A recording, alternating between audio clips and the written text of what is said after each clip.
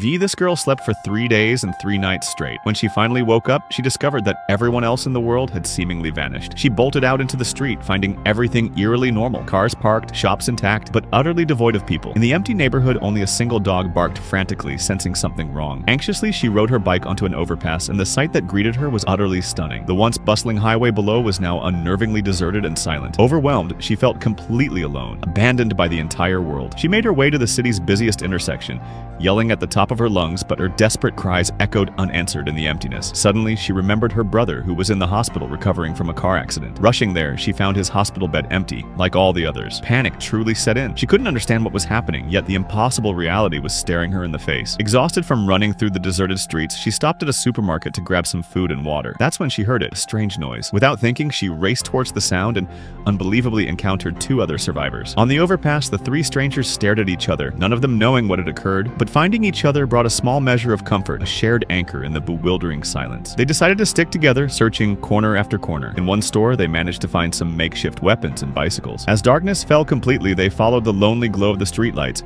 continuing their search. They eventually stopped in front of a large office building. High up, they noticed a pattern of lights blinking out an SOS signal. There had to be other survivors inside. Stepping into the elevator, however, the atmosphere grew tense and eerie. They were afraid, but reluctantly dropped their makeshift weapons when a voice from the darkness instructed them to. Thankfully, the person who emerged from the shadows was just a regular guy. It turned out his family owned the entire building. The small group of survivors made their way to the rooftop. From there, they could see the entire city lit up below, a sea of lights, yet completely devoid of any human presence. It was as if hundreds of thousands of people had simply vanished into thin air overnight. Down in the building's garage, they picked out a slick vintage sports car. Driving through the empty streets, they honked the horn, hoping to attract anyone else who might be out there. But the city remained dead silent. There was no phone signal, no radio, nothing. Then, driving through a tunnel, they came across a horrific scene. A black man lying amidst the wreckage of a car crash, barely conscious. Getting closer, they saw he hadn't just been in an accident. He'd been shot with an arrow. They quickly lifted him into a nearby abandoned ambulance. But just as they started the engine, they were suddenly attacked again, something hitting the vehicle hard. Terrified, the girl slammed the gas pedal to the floor,